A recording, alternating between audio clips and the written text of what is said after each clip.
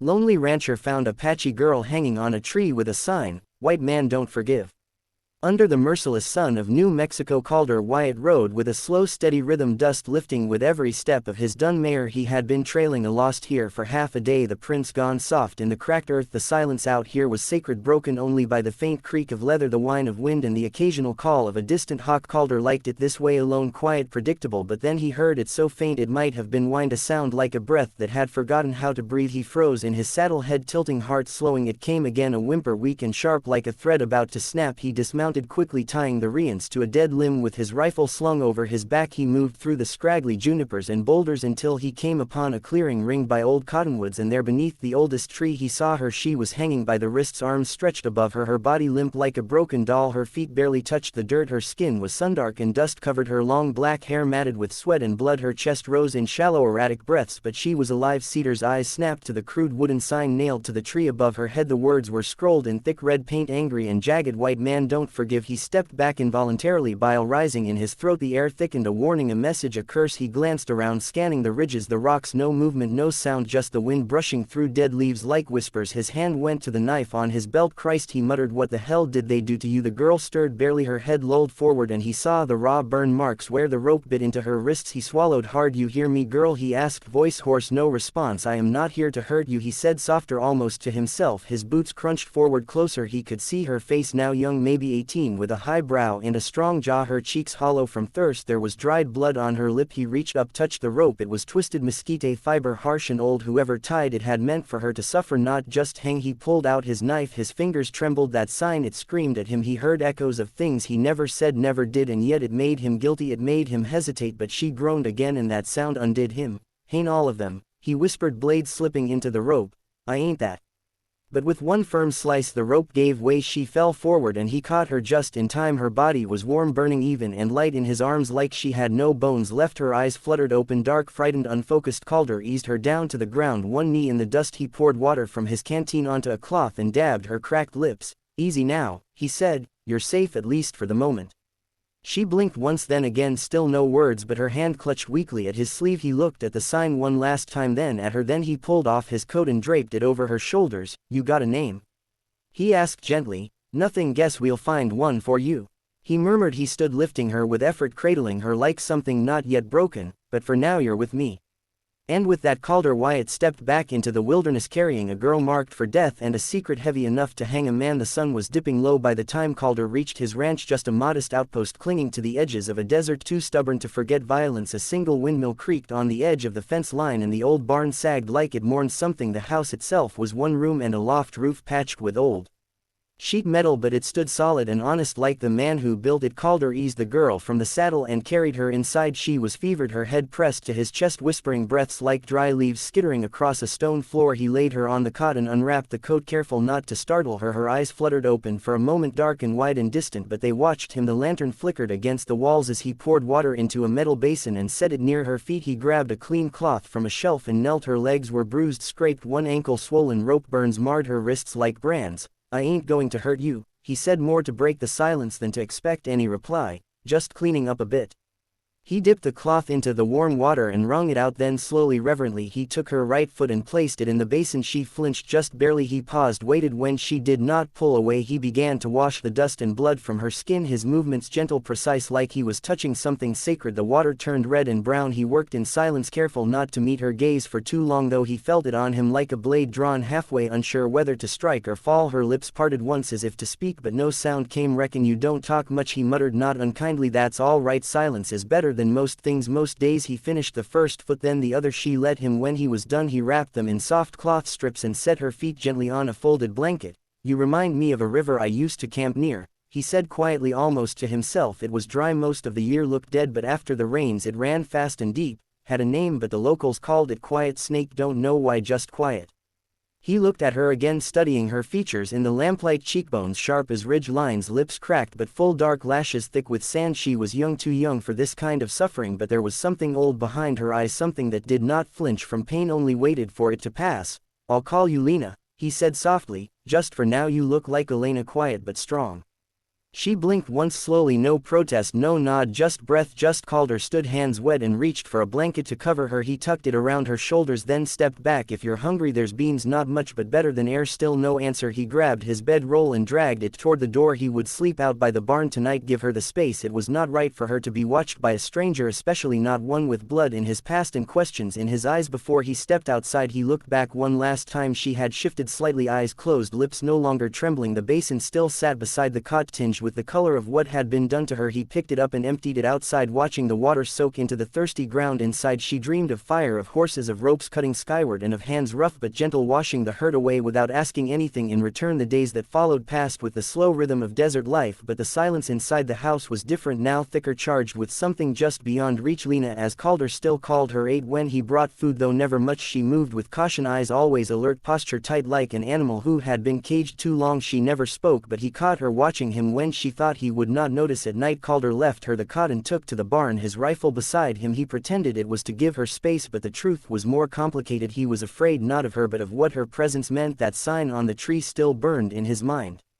White men don't forgive. Whoever wrote it had meant for her to die slow, and whoever they were, they might still be coming. It was 3 mornings later when he first saw the footprints, slightly smaller than his, newer than his, and angled toward the barn. Calder squatted beside it in the hard-packed dirt and studied the heel. Military issue cavalry. The print was fresh, no more than a few hours old. He rose slowly, eyes scanning the ridge line. Nothing but sagebrush and heat shimmer back inside. Lena sat by the window, still and silent. She did not look at him when he entered, but her body tensed. You seen anyone? He asked. She said nothing, only pulled the blanket tighter around her shoulders. I think we've got company. Calder murmured more to himself. That evening he kept the lantern low and stayed by the porch, rifle across his knees. The wind had died, coyotes howled far off, and the stars blinked into view like ghosts waking up. Lena did not sleep. He could hear her moving inside, pacing the floor in slow circles. It was around midday the next day when the rider came, dust curled behind the chestnut horse as it approached the man at top. It wore the blue and gold of the U.S. Cavalry. His rifle was holstered, his hat low, his jaw rough with stubble. Calder stepped down from the porch, one hand resting casually on his belt. The soldier reined in his horse and squinted down. You called her? Why, it depends who's asking. Lieutenant Graham, Dust Hollow Station. We're tracking a fugitive. The man pulled a folded notice from his breast pocket and handed it down. You seen this one? Calder took the paper, already knowing what it would show, a crude sketch of a young Apache girl, sharp eyes, long hair, the words, wanted for murder and escape, dangerous, reward $50, 0. Calder looked up slowly. Can't say I have.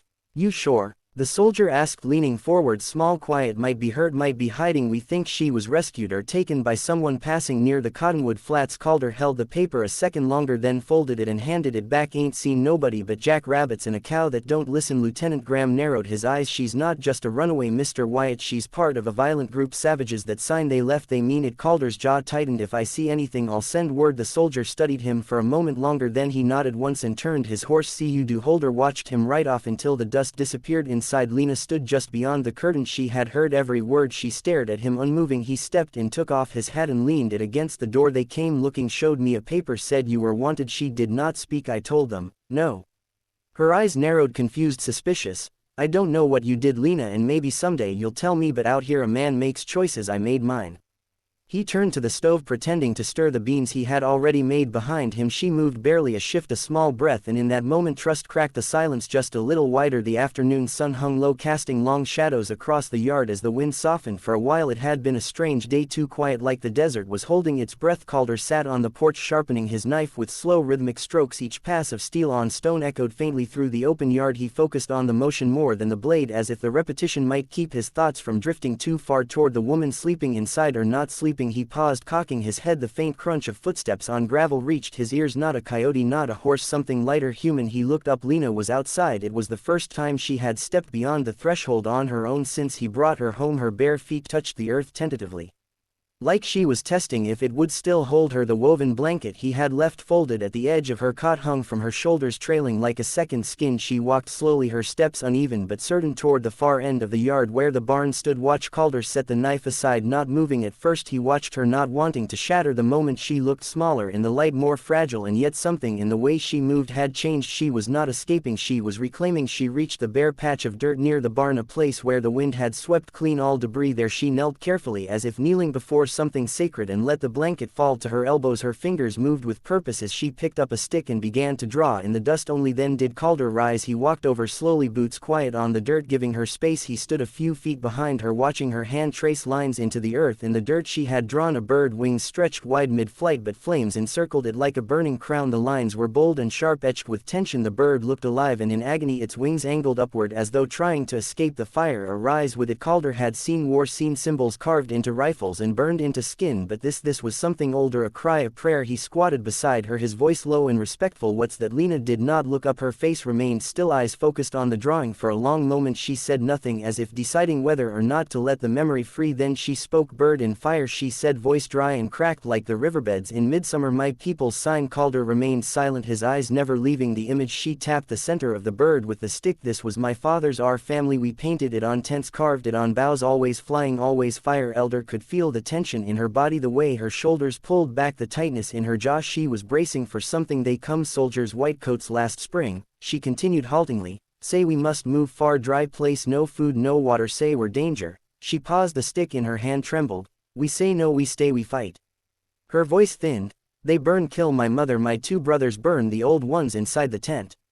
Calder clenched his fists slowly, jaw tight. Something old and angry stirred in his chest. I run, hide, they find me, beat, tie me, call me thief. Say I took rifle, I didn't. Then she turned, locking eyes with him for the first time. There was fury in her voice now. I did not steal, I did not kill, I did nothing wrong. Her voice echoed in the open air like thunder across dry land. Calder did not speak for a moment, then his voice came low but certain. I believe you. She turned back to the dirt, dropped the stick, her hands fell into her lap. Then her shoulders began to shake. At first she made no sound, just silent tremors, but then the sobs came raw and unfiltered. She curled forward, arms wrapped around her knees, hair falling like a curtain. The pain was too big for her body and it poured out in waves. Calder stayed beside her, unmoving, unmoved. He did not reach for her, did not try to comfort with empty words. Instead he reached out and pressed his hand into the dirt beside the flaming bird, palm down, fingers spread, his skin against the dust she had shaped with grief. It was not touch, it was testimony. She felt it eventually. Her breathing slowed. She lifted her head, her face stray with dirt and tears. Their eyes met, unshielded. You can call me Lena, she whispered. Calder gave a small nod, voice like gravel and wind. All right then. Lena it is. They sat together in silence as the sun slid behind the ridge and the fire burned in the dirt, faded into shadow, but its ashes like the truth remained. That night the wind whistled low through the rafters, whispering through the thin walls like a ghost remembering its name. Calder sat by the fire, boots off, shirt sleeves rolled, tending a kettle of beans. Lena stood by the window, arms folded around herself, watching the night settle over the desert. The silence between them no longer felt like a wall, it was something gentler now, like shared breath. She turned suddenly. You want to know the truth?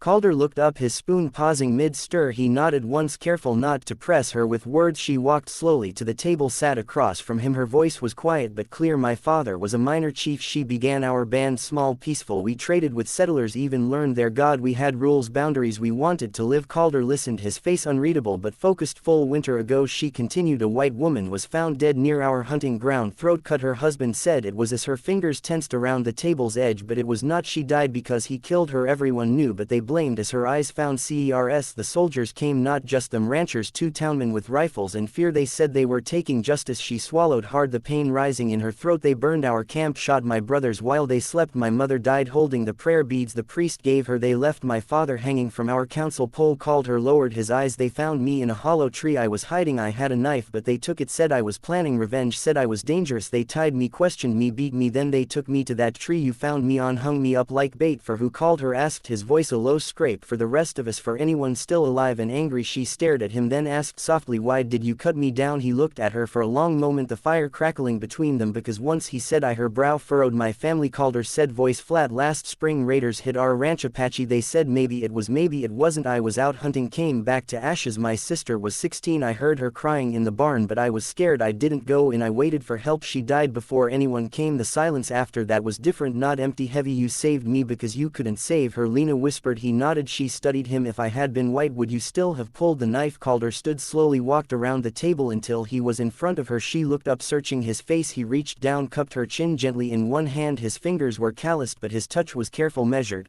I don't love skin, he said. I love what breathes under it.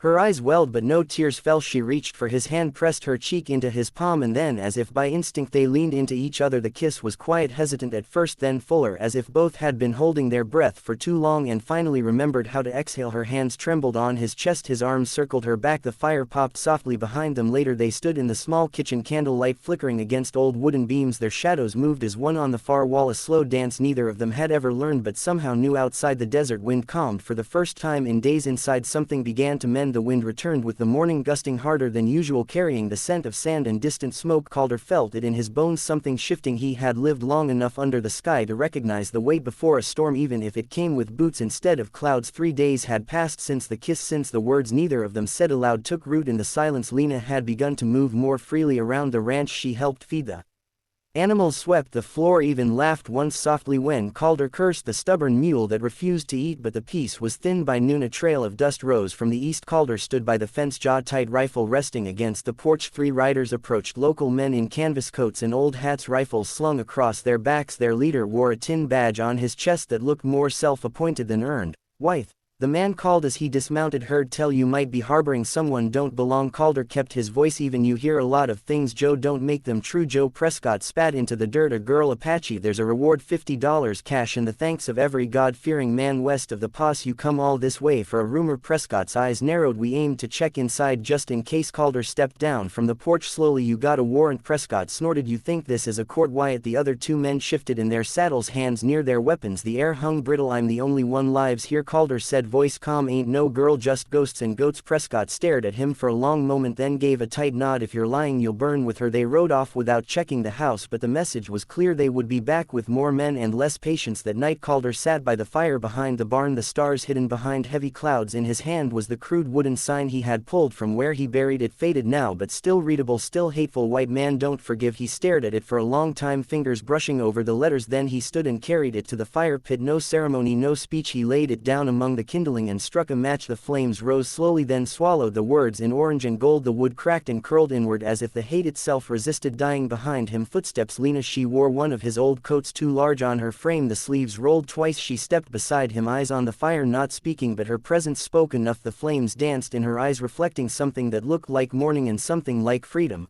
"I should have burned it sooner," Calder said quietly. She did not answer, but she moved closer, close enough for her shoulder to touch his. She gripped the coat tighter around herself, her fingers knotted in the fabric. "Thank you," she said softly. The words were simple, but they landed like something sacred. He looked down at her, his heart heavy and alive. All at once the fire burned low, embers glowing above them. The wind slowed to a hush, and for the first time since he cut her down from that tree, there was no sign left of what had been written against her, only heat, smoke, and the weight of what they had chosen instead. The next morning brought no wind, just stillness, thick and unnatural. Calder rose early, packed dry biscuits, jerky, and a canteen of water into the saddlebag. The air around the ranch felt tighter, more watched. He had seen smoke on the horizon, too steady to be a campfire. Word had spread they were out of time. Lena stood by the fence line, hair braided back, wrapped in the same coat she had worn by the fire. Her face was calm, but her eyes held questions. "We have to go," Calder said, tying the final strap on his pack. "Tonight." She nodded, already knowing. "There's land south of here," he continued. "Past the border. Some say the Apaches still live free in the Sierra Madres, far from soldiers, far from signs." He paused. "We can make it if we ride hard." Lena stepped closer, so close he could see the soft flush on her cheeks. She reached for his hand and held it firm. He looked down at her, voice barely above a whisper. "You'll come with me?" She pressed her forehead to his chest, her breath warm through his shirt. Then she answered in Apache, slow and careful, I want to live as your wife." Calder closed his eyes. That one sentence carried more weight than 1,000 promises. He kissed the top of her head, breathed in her hair like it was the last thing keeping him grounded. By sundown they were ready, 2 horses saddled, the ranch left behind. No fire, no goodbye, just a quiet door left swinging and a home turned to memory. They rode through the desert under cover of stars, moonlight painting the ridges silver. Lena leaned forward against her horse, her movements steady, practiced. She did not ask what lay ahead, she only followed. 10 miles from the border the land opened into low scrub, brush and stone cliffs. Calder scanned the horizon constantly, every shadow a threat. His gut turned tight. Then the shot came. A crack echoed across the plain. Calder jerked in the saddle, then collapsed sideways, sliding hard into the dirt. "Calder!"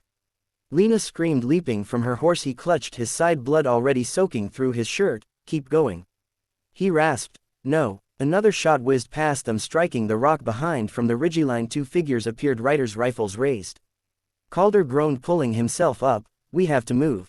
Lena hooked her arm under his shoulder trying to lift him. "Believe me," he growled, "I won't." Through sheer will they stumbled toward the nearby rocks, bullets cutting through the night. Calder's boots dragged behind him, but he forced one step after another. Every breath came wet, his vision blurred. Somehow they reached a narrow gap between two cliffs, a hidden pass. Lena half dragged, half carried him inside, pressed him to the stone wall, her own chest heaving. The shots faded behind them. The riders would not follow through the rocks, not without losing speed, not without risk. In the shadow of the pass, Calder collapsed to his knees, blood dripping onto the dust. He looked up at her, pain and wonder both in his eyes. "You said you wanted to be my wife." She knelt beside him, cupped his face. "I meant it." His lips curved even through the pain. "Then we better make it through this pass." She nodded, and for the first time since they met, Lena prayed not to the gods of the settlers but to the spirits of fire, wind and survival, because love in this place was always a gamble, and tonight they were betting everything. The